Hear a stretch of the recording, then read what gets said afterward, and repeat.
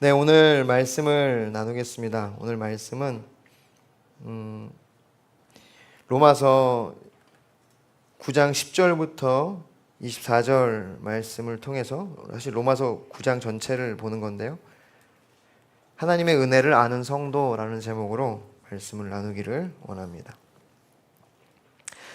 여러분, 하나님의 은혜 안에 살아가고 계십니까? 하나님의 은혜를 아는 사람으로 그것을 기억하며 날마다 감사하며 그 감격 가운데 살아가십니까? 아니면 혹시 하나님의 은혜는 머릿속에만 있고 그냥 여러분의 삶은 늘 살던 방식 그대로 그냥 하나님과 상관없이, 하나님의 은혜와 상관없이 그냥 되는 대로 살아가고 있지는 않습니까? 여러분, 이 하나님의 은혜는요, 우리의 신앙에 있어서 제일 중요한 어떤 주제입니다. 계시록 22장 21절, 여러분 계시록 22장 21절은요 성경의 마지막 본문이 마지막 구절입니다. 함께 읽어볼까요? 시작. 주 예수의 은혜가 모든 자들에게 있을지어다. 아멘. 네, 하나님의 은혜를 축복하며 하나님의 은혜가 있기를 소망하는 그 소망으로 성경은 마무리되고 있어요. 그만큼 우리의 삶에, 신앙인 성도의 삶에 하나님의 은혜는 너무도 중요한 것입니다. 여러분의 삶을 하나님의 은혜가 주관하고 있습니까? 하나님의 은혜가 여러분의 삶을 다스리고 있습니까? 그러면 우리의 예배가 달라져야 합니다. 하나님을 대하는 태도가 달라져야 하고 하나님께 나아가는 우리의 마음과 어떠한 우리의 모습들이 달라져야 되겠죠. 누가복음 17장 15절부터 17절을 보면요, 그 중에 한 사람이 자기가 낳은 것을 보고 큰 소리로 하나님께 영광을 돌리며, 우리 16절 17절은 같이 읽겠습니다. 시작.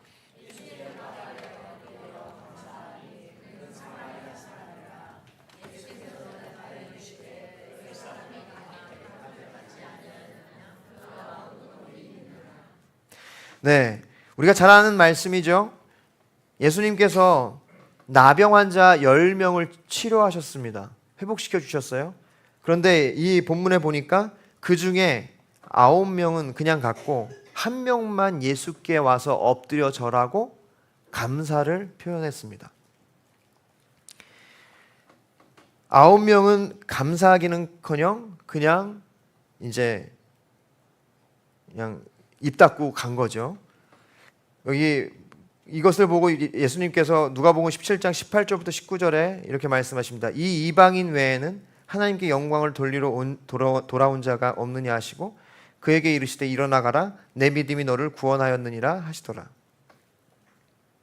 예, 이방인 한 명만이 예수님께 감사를 표현하기 위해 돌아와서 엎드려 절하고 감사를 표현했어요. 나머지 9명은 이 중한 질병인 나병을 치유만 받고 그냥 돌아간 겁니다. 여러분, 혹시 우리의 태도는 어떤가요? 혹시 하나님의 은혜에 감사하며 그 구원의 감격으로 살아가고 계시나요? 아니면 여기 9명과 같이 하나님의 은혜는 그냥 받을 때뿐이고 돌아서면 잊어버리고 바쁘고 힘든 일상에 치여 그냥 내 마음대로 살아가고 있지는 않나요?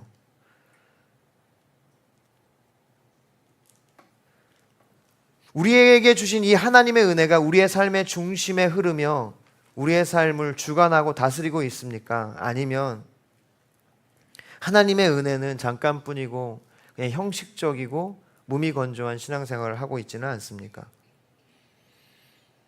은혜를 모르는 아무 상관없는 자로 마치 그냥 병만 고침받고 제 길로 갔던, 각기 집으로 돌아갔던 이 9명의 이 나병 환자들처럼 혹시 그렇게 하나님의 은혜를 잊어버리고 무감각하게 살아가고 있지는 않습니까?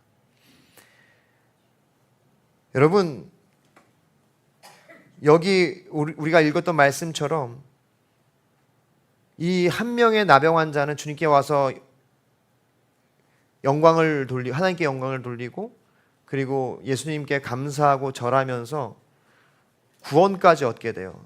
내 믿음이 너를 구원하였느니라. 이게 진짜 구원이죠. 그런데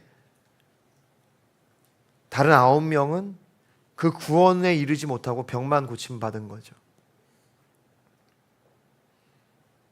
가장 중요한 것을 놓친 것입니다. 우리의 삶도 마찬가지, 우리의 신앙도 마찬가지입니다. 여러분, 우리가 은혜를 기억하느냐, 은혜 가운데 사느냐, 아니면 은혜는 잠깐 그냥 거쳐가는 거고 내가 마음대로 사느냐, 여기에는요 진짜 구원받은 성도와 그렇지 않은 성도의 차이만큼이나 큰 차이가 있다는 것을 여러분 기억할 수 있기를 바랍니다. 우리는 은혜 받은 자들로서 은혜를 누리고 은혜에 감사하며 그 은혜가 우리의 삶 구석구석을 흐르고 다스리게 해야 될 줄 믿습니다. 그게 은혜를 아는 성도라는 거예요. 은혜를 누리는 성도고. 오늘 본문은 바로 그 하나님의 은혜에 대해서 우리에게 가르쳐주고 있습니다. 우리가 은혜 받은 성도, 은혜를 아는 성도는 어떤 성도인지 우리가 오늘 본문을 통해서 함께 그 은혜를 다시 한번 회복하기를 원합니다. 하나님의 은혜, 그 갚을 수 없는 하나님의 은혜, 그 은혜를 다시 한번 깨닫게 되기를 소망합니다. 첫 번째, 오늘 본문을 통해서 우리가 이제 보게 되는 것은요, 왜 은혜를 주시는가예요. 왜 은혜를 주시는가? 은혜가 영어로 뭐죠? 예, 그레이스죠. 저는 그레이스 하면 예전에 그 저희 교회 차였던 현대 그레이스밖에 생각이 안 나요. 진짜 이게 진짜 은혜 중에 은혜인 게 12명도 타고 막 15인승은 15명까지 탔으니까. 그리고 저는 참 이게 은혜인 게 이걸로 운전을 배웠습니다. 그것도 고등학교 때. 이제 은혜인 게 제가 사고를 냈는데 저희 둘째 누님께서 그것을 다 덤태기를 쓰셨어요. 운전면허가 있어가지고. 진짜 은혜죠. 저는 사면을 받았습니다. 원래는 제가 사고를 냈기 때문에 제가 책임져야 되는데, 이 그레이스라는 뜻이 바로 그 사면, 용서, 뭐 친절, 호의 이런 뜻이에요. 하나님께서 이 은혜를 왜 우리에게 주셨습니까? 왜 여러분에게 한 사람 한 사람에게 이 은혜를 주셔서 오늘 이 주일 귀한 날 이렇게 와서 예배를 드릴 수 있게 하셨습니까? 오늘 본문이 그것을 우리에게 알려줍니다. 우리 오늘 본문 10절부터 13절 함께 읽겠습니다. 시작. 그뿐 아니라 또한 리브가가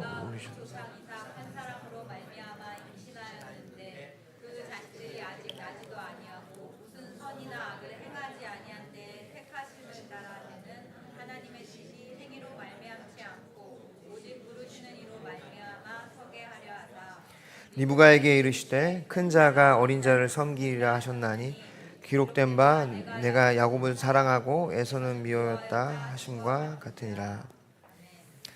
이삭이 리브가를 통해 이제 쌍둥이 아들을 낳았어요.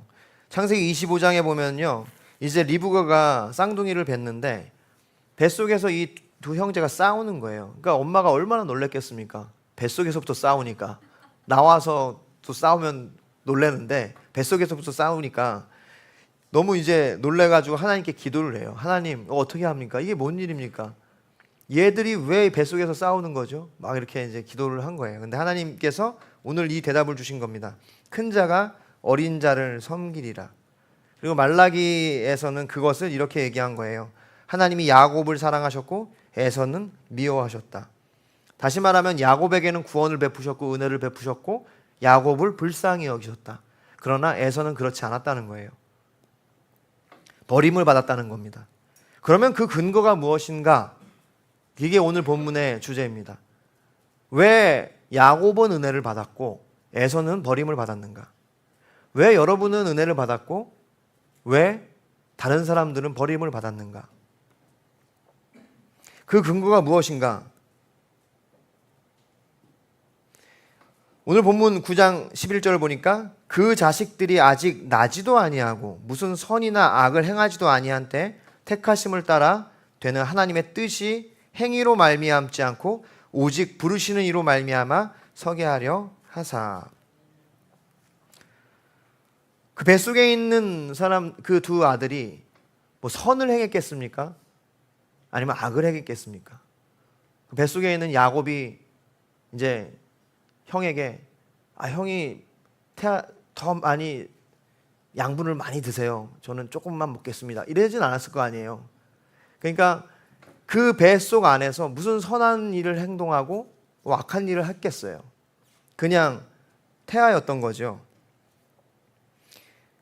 그런데 하나님의 뜻으로 말미암아, 그러니까 사람의 행위가 아니라 하나님의 뜻으로 말미암아 그냥 하나님께서 그렇게 야곱은 사랑하셨고 에서는 미워하셨다는 거예요.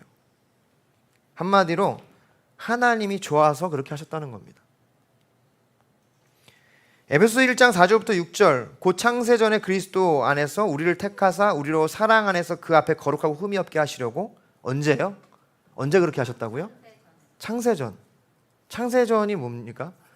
세상이 지어지기 전에 이미 그 전에 하나님이 택하셨다는 거예요. 우리를, 여러분을요. 그리고는 그리스도 안에서 우리를 구원하셨어요. 그리고는 그의 기쁘신 뜻대로 우리를 예정하셨고 하나님의 아들이 되게 하셨다. 할렐루야. 하나님, 이것이 바로 예정론입니다. 우리가 잘나서 내가 옆에 있는 저기 철수보다 좀 잘생겨서 구원하신 게 아니라, 내가 좀 젠틀하고 좀 더 센스가 있어서 나를 구원하시고 은혜를 주신 것이 아니라 그냥 하나님 마음이라는 거예요. 그것이 하나님의 기쁘신 뜻이에요. 그저 하나님이 좋으셔서 어떤 사람은 택하셨고 어떤 사람은 버리셨다는 것이 성경의 메시지입니다. 그러면은 사람들은 얘기해요. 이해하지 못합니다. 그 말이 됩니까? 그게 무슨 공평한 하나님이에요. 인간을 이렇게 불공평하게 다루는 법이 어디 있습니까? 성경은 분명히 우리에게 하나님 마음대로 하나님의 뜻에 의하여 하나님이 그렇게 하셨다라고 얘기하는데 우리가 그것을 다 이해하지 못하는 게 사실이에요. 그러면은 두 번째, 하나님께 불의가 있습니까? 그게 오늘 본문 14절이에요. 그런즉 우리가 무슨 말을 하리요? 하나님께 불의가 있느냐? 그럴 수는 없다는 거예요.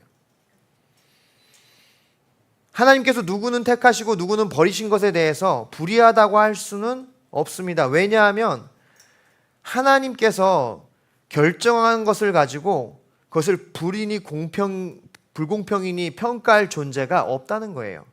왜냐하면 그분만이 창조자시고 우리 모두는 피조물이기 때문에. 그분은 지존자이십니다. 그렇기 때문에 그분은 기준이세요. 그 말이 뭐냐면 그분이 옳다고 여기시면 옳은 것이 되는 것이고 악하다고 여기시면 악한 것이 되는 것입니다. 그분이 모든 것의 기준이시고 그분의 선택에 의하여 바뀐다는 거예요. 그 설명이 바로 오늘 본문 15절 16절이에요. 모세에게 이르시되 내가 긍휼히 여길 자를 긍휼히 여기고 불쌍히 여길 자를 불쌍히 여기리라 하셨으니 그런즉 원하는 자로 말미암도 아니요 다른 다락질하는 자로 말미암도 아니요 오직 긍휼히 여기시는 하나님으로 말미암이라. 이해가 되십니까? 여러분, 하나님이 긍휼히 여길 사람을 긍휼히 여겼고 불쌍히 여길 사람은 불쌍히 여겼다는 거예요. 근데 그게 사람 안에 원함이 있어서 하신 것도 아니고 어떤 사람이 다른 박질했다는 것은요 노력한 거예요. 노력했다고 해서 그것을 그렇게 은혜를 주신 게 아니라는 겁니다. 그러니까 한마디로 얘기하면 인간의 조건을 가지고 고려하지 않으셨다는 거예요. 좀 더 잘생겼으니까, 좀 더 뭔가 가진 것이 많으니까, 그래서 얘가 좀 쓸만하겠다, 얘를 택해서 은혜를 줘서 내 자녀 삼아야지, 그런 것이 아니라는 거예요. 인간이 가지고 있는 어떠한 조건과 상관없이 한마디로 하나님 마음대로 하셨다는 거예요. 하나님 그렇게 말씀하시는 것 같습니다. 내가 내 것 가지고 내 마음대로 하는데 네가 무슨 말이 많으니?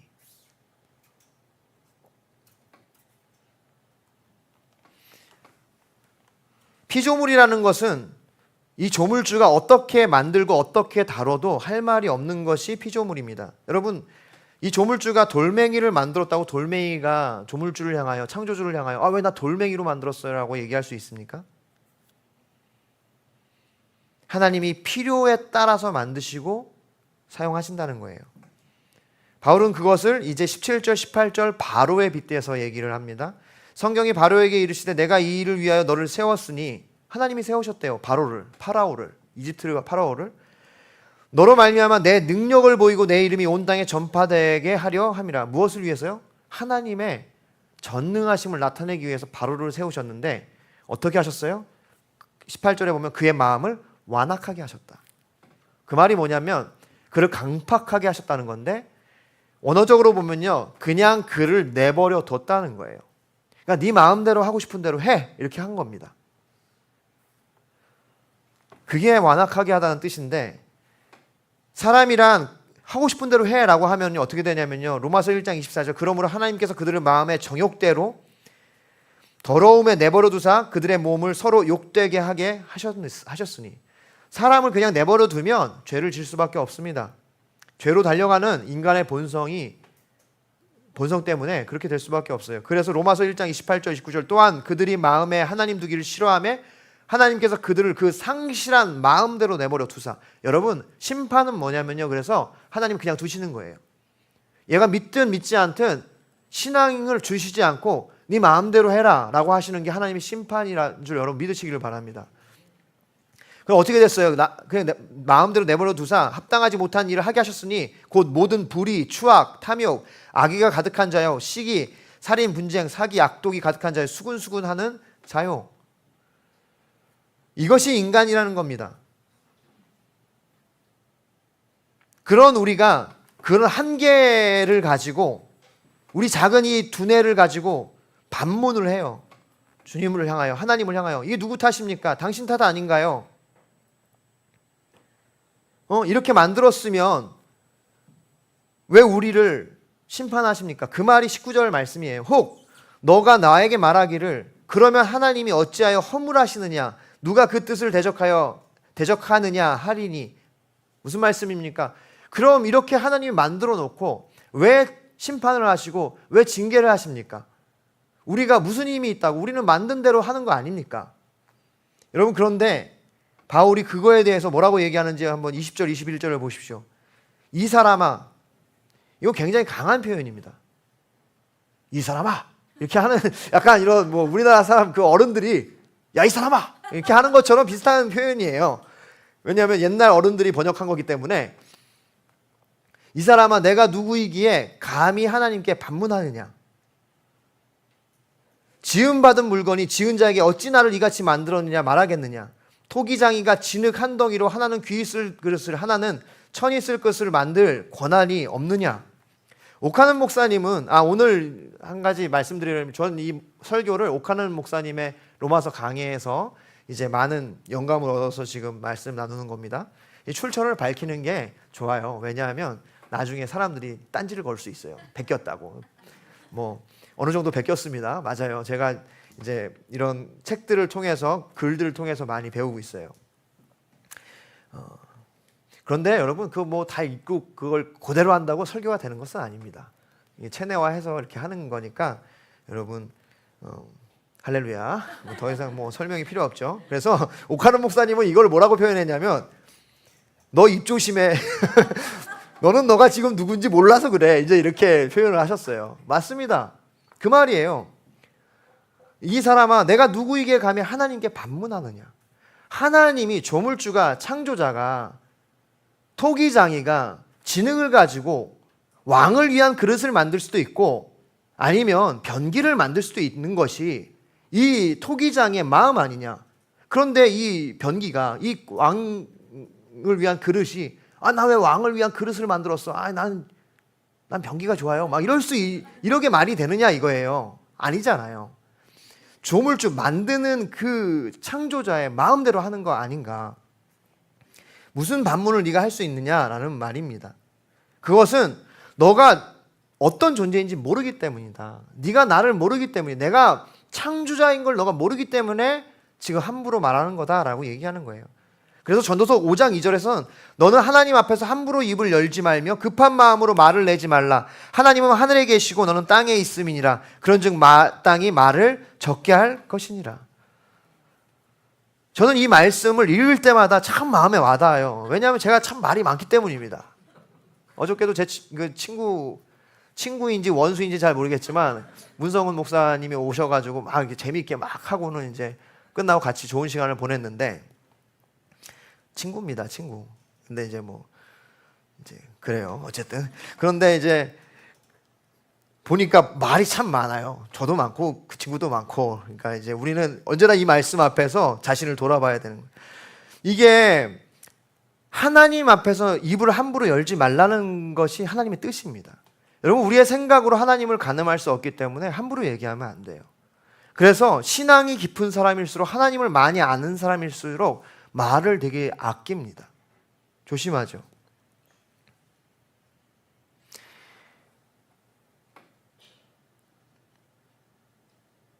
우리가 그 하나님 앞에서 지금 말을 함부로 하면 안 되는 거예요.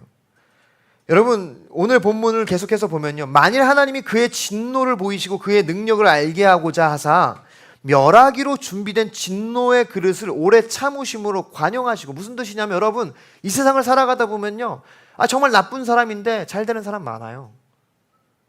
돈을 정말 막 긁어 모으는 것 같아. 온갖 나쁜 짓을 다 하는 것 같은데 감옥에 잡혀가지도 않아. 뭡니까? 진노의 그릇을 하나님이 오래 참으심으로 관용하신다는 거예요. 왜? 하나님의 목적이 있기 때문에. 왜? 그분은 창조주시기 때문에.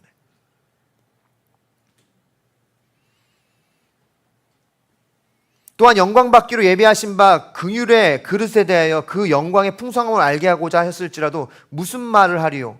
이 그릇은 우리니 곧 유대인 중에서뿐 아니라 이방인 중에서 부르신 자니라.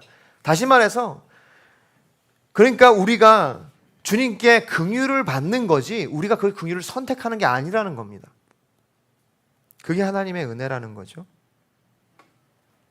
로마서 9장 25절, 오늘 본문 이제 계속해서 읽어보면요, 호세아의 글에도 이르기를 내가 내 백성 아닌 자를 내 백성이라, 사랑하지 아니한 자를 사랑한 자라 부르리라. 이것이 하나님의 뜻이라는 거예요.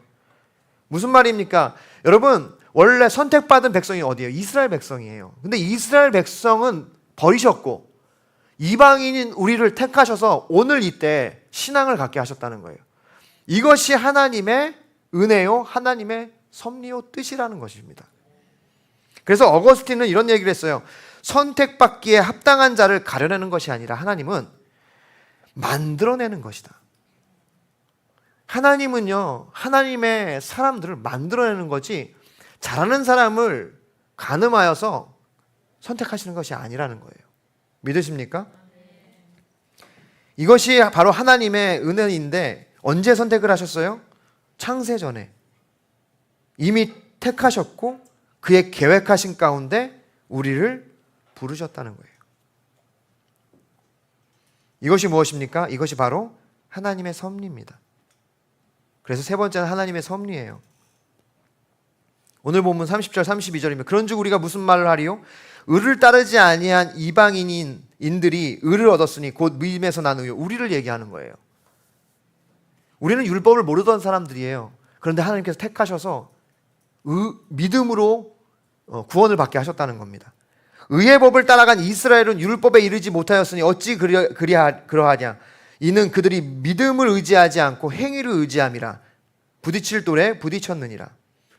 그러니까 이스라엘 백성들은요, 율법에 의해서 선택받았지만 그들이 자신의 행위를 의지했다는 거예요.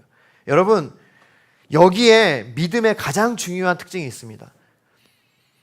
많은 사람들이요, 처음에는요 은혜로 시작해요. 근데 신앙을요, 어느 순간부터 내 행위를 인정받고 내가 행위로 뭔가 의로움을 얻는 곳으로 간다는 거예요. 그래서 계속해서 행위를 통해서 인정받으려고 부단히 노력을 해요. 그게 아니라는 겁니다. 여러분, 신앙생활을 오래되면 오래될수록 우리가 얼마나 자신을 증명하려고 하는지 몰라요. 근데 그것이 아니라는 거예요. 우리가 받은 것은 은혜로 받은 구원이잖아요.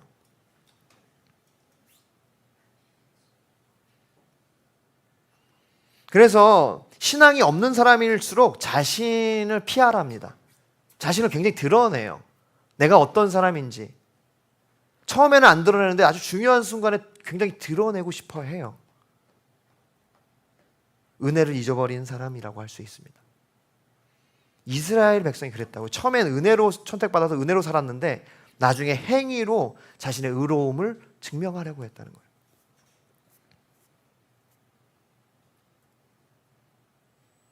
자기 행위를 의지하지 않고 오직 믿음으로 살게 하시려고 하나님만을 의지하게 하시려는 하나님의 계획이죠. 에베소 1장 7절부터 9절 우리는 그리스도 안에서 그의 은혜의 풍성함을 따라 그의 피로 말미암아 속량 곧 죄사함을 받았느니라. 이는 그가 모든 지혜와 총명을 우리에게 넘치게 하사 그 뜻의 비밀을 우리에게 알리신 것이요 그의 기뻐하심을 따라 그리스도 안에서 때가 찬 경륜을 위하여 예정하신 것이니. 때가 찬 경륜, 이 경륜이라는 말이 섭리라는 말입니다. 다른 말로 하면 관리, 청지기적 역할이란 뜻이에요. 관리란 뜻이에요. 그러니까 이 하나님의 그 관리하심 가운데 때가 돼서 우리를 부르셨다는 뜻입니다. 이것이 언제 예정됐냐면 창세 전에 이미 예정된 것을 하나님이 때가 돼서 행하시기 시작한 거예요. 이것이 하나님의 섭리고 하나님의 계획입니다. 그래서 에베소 3장 1장 3절부터 5절 찬송하리로다 하나님 곧 우리 주 그리스도 예수 그리스도의 아버지께서 그리스도 안에서 하늘에 속한 모든 신령한 복을 우리에게 주시되 곧 창세전에 그리스도 안에서 우리를 택하사 우리의 사랑 안에서 그 앞에 거룩하고 흠이 없게 하시려고 그 기쁘신 뜻대로 우리를 예정하사 예수 그리스도로 말미암아 자기의 아들들이 되게 하셨으니 그렇습니다. 하나님께서 그의 기쁘신 뜻을 따라서 우리를 택하셨고 이제 예수 그리스도 안에서 아들이 되게 하셨는데 그게 창세전에 이미 이루어졌다는 거예요. 여러분 우리가 하나님을 그래서 이렇게 생각하는 경향이 있어요. 하나님이 인간의 타락을 예상하지 못해서 생각보다 얘네들이 악하네. 그래서 타락을 했고 죄를 졌기 때문에 임기응변적으로 야 예수야 너가 죽어야 되겠다. 너 죽자. 뭐 이런 식으로 뭔가 즉흥적으로 만들어낸 구원의 방책이 아니라는 겁니다. 이미 창세 전에 하나님께서 모든 것을 아시기 때문에 계획하시고 섭리하셨다는 거예요. 다시 말해서 예상치 못한 문제에 봉착하여 그것을 풀어내시는 것이 하나님은 아니라는 거예요. 하나님은 이 모든 것을 아시고 계획하셨다. 그것이 바로 창세전에 그리스도 안에서 우리를 택하셨다는 뜻입니다.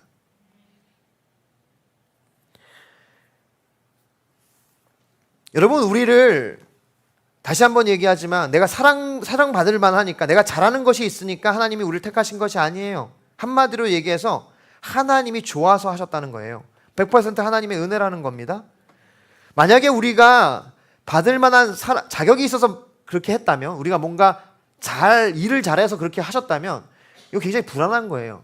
그럼 만약에 우리가 그 능력이 없어지면 어떻게 되는 겁니까? 버림받는 겁니까? 그런데 그게 아니라 우리의 조건과 상관없이 하나님이 무조건적으로 그분에 의해서 우리를 택하셨다는 게 은혜인 줄 믿으시기를 바랍니다. 여러분 이것이 우리가 믿는 예정론이라는 것입니다. 여러분 이 예정론이라는 것은요 은혜교리, 불가항력적인 은혜, 제한적 속죄 이 모든 것이 우리가 가지고 있는 장로교의 전통인데요. 이거 굉장히 어려운 교리인데 여러분 아셔야 합니다. 그렇지만 아셔야 되지만 이해하셔야 되지만 사실 이것은 신비이기 때문에 온전히 다 이해하지는 못해요. 그래서 보세요. 칼빈은요 우리가 예정론을 대할 때 두 가지 이제 위험이 있다고 리스크가 있다고 우리에게 경고를 했습니다. 그게 뭐냐면 여러분 우리가 호기심을 충족하기 위해 이거 덤비지 말라고 칼빈은 이제 우리에게 경고를 줍니다. 왜냐하면 우리가 단순히 지적 호기심에 의해서 이것을 알려고 하면은요 오류에 빠지게 되고요 우리가 오히려 신앙을 잃게 됩니다. 하나님이 알려주시는 것까지만 아는 것 그리고 그 주님이 보여주신 것 안에서 우리가 최선을 다해서 그것을 알아가는 것이 하나님이 원하시는 것이죠. 그렇게 하라는 거예요. 두 번째는요, 침묵으로 무조건 피하지 마라. 그러니까 그렇다고 해서 무조건 예정론 하면은 나 잘 몰라 그런 거 이렇게 하지 말고 주님이 알려주시고 보여주신 것 안에서는 우리가 그것을 배우고 섭렵해야 한다는 겁니다. 오늘 제가 그 부분을 여러분에게 잠깐 간단하게 나누는 거예요. 한마디로 얘기하면은 하나님이 좋아서 하셨다는 겁니다. 하나님이 그렇게 하기를 기뻐하셔서 우리를 택하셨다는 거예요. 여러분, 이것이 하나님의 은혜입니다. 여러분, 우리가 이것을 잊지 말아야 돼요. 여러분, 우리가 신앙생활을 조금 하기 시작하면요, 자기가 자격이 있어서 은혜를 받았다는 생각을 사단이 끊임없이 줍니다. 내가 어느 정도 오랫동안 헌신해 왔기 때문에 나는 이제 이만한 것을 받을 만해 라는 생각을 갖기 시작한다고요. 여러분, 그것이 은혜를 떠나기 시작하는 첫 번째 발걸음입니다. 그래서 신앙이요, 굉장히 이기심으로 변해요. 결국은 자신을 증명하는 도구가 됩니다. 말씀을 정리하고 싶습니다. 왜냐하면 30분이 지나가니까 여러분의 눈동자가 많이 흔들려가지고 죄송해가지고 제가 빨리 끝내려고 제 눈동자가 더 흔들리고 있습니다. 지금 로마서 11장 30절부터 36절을 같이 보기를 원합니다. 시작. 너희가 전에는 하나님께 순종하지 아니하였더니 이스라엘이 순종하지 아니함으로 이제 긍휼을 입었느니라. 이와 같이 이 사람들이 순종하지 아니하니 이는 너희에게 베푸시는 긍휼로 이제 그들도 긍휼을 얻게 하려 하심이라. 하나님이 모든 사람을 순종하지 아니하는 가운데 가두어 두심은 모든 사람에게 긍휼을 베풀려 하심이로다. 깊도다 하나님의 지혜와 지식의 풍성함이요 그의 판단은 헤아리지 못할 것이며 그의 길을 찾지 못할 것이로다. 누가 주의 마음을 알았느냐? 누가 그의 모사가 되었느냐? 누가 주께 먼저 드려서 갚으심을 받겠느냐? 이는 만물이 주에게서 나오고 주로 말미암고 주에게로 돌아감이라. 그에게 영광이 세세에 있을지어다. 아멘. 여러분, 우리는 원래 이방인이었습니다. 멀리 있던 자였습니다. 어둠에 있던 자예요. 선택받지 못한 불순종의 아들들이었습니다. 그런데 여기 뭐라고 하십니까? 하나님께서 이스라엘이 순종하지 아니함으로 우리에게 긍휼을 베푸셨다는 거예요. 놀라운 거 아닙니까? 순종하지 않는 자로 말미암아 어떤 자들에게는 긍휼을 베푸시는데 그것이 하나님의 섭리라는 거예요. 그러면서 얘기합니다. 바울이 깊도다 하나님의 지혜와 지식의 풍성하며 그 판단은 헤아리지 못할 것이며 그의 길을 찾지 못할 것이로다. 누가 주의 마음을 알았느냐? 누가 그의 모사가 되었느냐? 누가 주께 먼저 드려서 갚으심을 받겠느냐? 이는 만물이 주에게서 나오고 주로 말미암고 주에게로 돌아감이라. 그에게 영광이 세세에 있을지어다. 아멘. 이 하나님의 은혜에서 신앙을 시작할 때 우리가 예배할 수 있는 것입니다. 그분 앞에 손을 들 수 있는 거예요. 받을 수 없는 은혜를 우리가 받았다는 믿음이 있기 시작할 때, 순종하지 않는 자들을 통하여 우리를 긍휼히 여기셨다는 거예요. 놀라운 하나님의 이 지혜와 은혜를 찬양합니다. 여러분, 하나님은 전능하신 창조주가 되세요. 우리가 오늘 읽었던 이 로마서 9장은 그걸 얘기해 주는 거예요. 하나님의 마음이다. 하나님의 선택이다. 그런데 너가 그것을 감히 어떻게 네가 판단하느냐? 여러분, 야곱과 에서, 야곱은 살아가시고 요셉은 미워하셨어요. 근데 하나님이 그들이 아무것도 안 했을 때 이미 그렇게 하셨다는 거예요.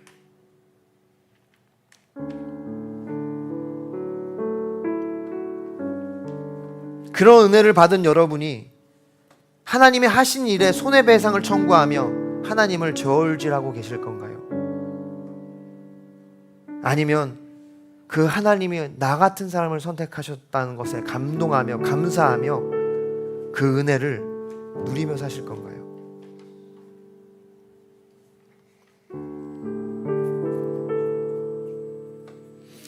여러분, 우리가 함부로 우리의 이성을 앞세우면 안 되는 게 여기 있습니다. 하나님의 은혜는요, 이성으로 계산할 수 있는 것이 아니에요. 그것은 형언할 수 없는 경륜이요 섭리인 것입니다. 왜 나를 사랑하시나? 왜 나를 목사로 세우셨나? 잘난 것도 없고 할 줄 아는 것도 없는데 하나님의 대답은 간단합니다. 내가 좋아서 했다. 여러분이 궁금증을 가질 수 있어요. 왜 나를 구원하셨고 쟤는 버리셨습니까? 내가 좋아서. 하나님의 대답은 간단합니다. 그 하나님의 은혜 앞에 제가 진보적인 신학에서 좀 공부한 적이 있어요. 근데 그들은 그렇게 얘기해요. 이성으로 그 신앙을 파헤쳐 보려고 합니다. 그래서 오병이어를 이렇게 해석해요. 오병이어를 이제 어떤 한 학생이 도시락을 딱 이제 헌신하니까 어른들이 다 감추고 있던 도시락을 하나씩 다 꺼내가지고 다 나눠 먹었다는 거예요. 그러고 놓고는 야 대단한 해석이다 그러면서 서로 박수치고 자화자찬을 하는, 여기 어디 은혜가 있습니까? 하나님의 그 놀라운 전능하심을 얼마나 인간의 얄팍한 지식으로 끌어내리고 있냐고요. 오늘 이 로마서 9장은 바로 그것을 얘기하는 거예요. 여러분을 향한 하나님의 사랑과 그 선택과 은혜는 불가항력적이요 무조건적이라는 겁니다. 입이 만 개라도 할 말을 잃어버리는 것이 바로 하나님의 은혜입니다. 내가 좋아서 했다. 내가 선택한 거다. 내가 그렇게 하고 싶었는데 누가 뭐라고 하냐. 그래서 로마서 8장에 얘기하는 거예요.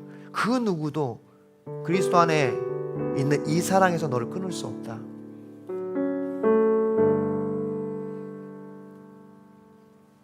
여러분, 그런데 우리는 여전히 그 하나님의 은혜가 뭔지 모르고 우리의 얄팍한 계산으로 하나님의 은혜를 계산하고 있습니다. 그 변함없는 은혜가 우리의 삶에 흐르고 있는데 그 앞에 엎드려 감사하고 주님이 주신 은혜에 우리가 감격하고 주님을 의지하고 그 은혜에 우리의 삶을 완전히 맡겨야 하는데, 그 받은 은혜를 아직도 그것이 어떤 건지 모르고 우리가 불안해하고 있다는 것이죠. 우리의 삶에 작은 어떤 변화들에 우리가 민감히 반응하면서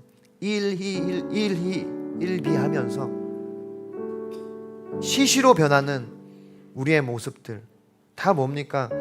하나님의 은혜를 망각했기 때문에, 하나님의 은혜를 모르기 때문입니다.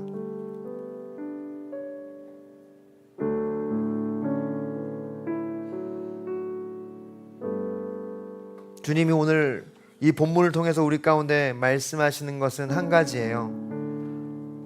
내가 좋아서 했다. 내가 그래서 너를 구원했다. 태초에 너를 선택했다. 우리가 찬송가 이 310장 하나님의 은혜로 이 찬양을 하면서 오늘 들은 말씀을 좀 마음에 새기며 주님